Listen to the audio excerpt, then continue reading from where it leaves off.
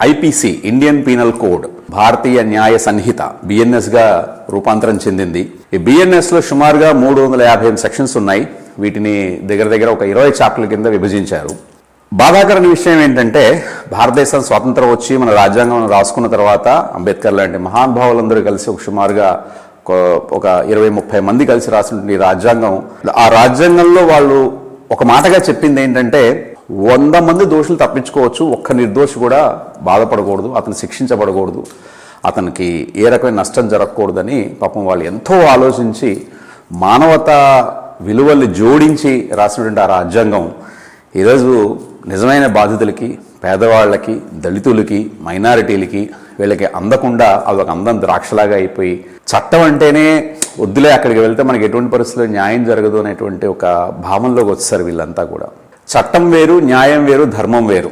ఈ స్టేట్మెంట్ని వినంగానే చాలామంది కన్ఫ్యూజ్ అవుతారు. చట్టం ఏంటి, న్యాయం ఏంటి, ధర్మం ఏంటి అని.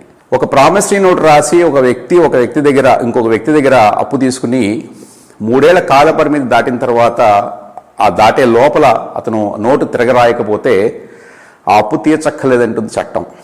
నోటు తిరగరాస్తేనే ఆ నోటుకి విలువ ఉంటుంది. డబ్బులు తీసుకున్న మాట వాస్తవం, ఇచ్చిన మాట వాస్తవం, ప్రామిసరీ నోటు రాసిన మాట వాస్తవం. కానీ ఆ ప్రామిసరీ నోట్ని 3 ఏళ్ల లోపల తిరగరాయకపోతే, అంటే ఎంతో కొంత జమేసి నోటు తిరగరాసుకుంటూ ఉండాలి. అలా రాసుకున్న పక్షంలో ఆ నోటుకి విలువ ఉండదు. అంటే అప్పు తీసుకున్న అతను ఎగ్గొట్టిన కోర్టులు అతన్నే సమర్థిస్తాయి, డబ్బులు కట్టక్కలేదని చెప్తాయి. ఇది మన చట్టం. ఈ 358 సెక్షన్స్లో అది కూడా ఒక సెక్షన్.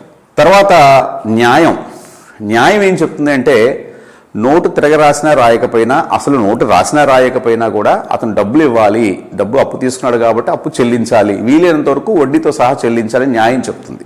ధర్మం ఏం చెప్తుంది అంటే నువ్వు తీసుకున్న అప్పు నువ్వు ఏ కాల పరిమితి అయితే నువ్వు పెట్టుకుని మీ ఇద్దరి మధ్య లావాదేవీలు జరిగినప్పుడు ఏదైతే ఉందో అది దాటిపోయి ఆలస్యమైన పక్షంలో ఆలస్యానికి కూడా నష్టపరిహారం ఇవ్వాలి అని చెప్తుంది ధర్మం. సరే, ధర్మం 4 పాదాలుగా నడుస్తుంది, 40 పాదాలుగా నడుస్తుంది లాంటి డైలాగులు చాలామంది చెప్తుంటారు. సో మనం ఇప్పుడు చట్టస్థానాల్లో ఉన్నాం, న్యాయస్థానాల్లో కాదు. ఎందుకంటే ఏ న్యాయస్థానం కూడా న్యాయం చెప్పట్లేదు, చట్టాలు చెప్తున్నాయి. సో మన తరఫున వాదించే వాళ్ళు కూడా న్యాయవాదులు కాదు, చట్టవాదులు. దాదాపు 90% మంది, 10% ఇంకా మానవతా విలువలు కలిగినటువంటి వాళ్ళు ఉన్నారు. వాళ్ళు న్యాయం కోణంలోనే ఆలోచిస్తున్నారు. సో ఇటువంటి పరిస్థితుల్లో అమాయకుడు శిక్షించబడకూడదు అనేటువంటి ఉద్దేశంతో రాయబడిన రాజ్యాంగం పూర్తిగా విఫలమైంది.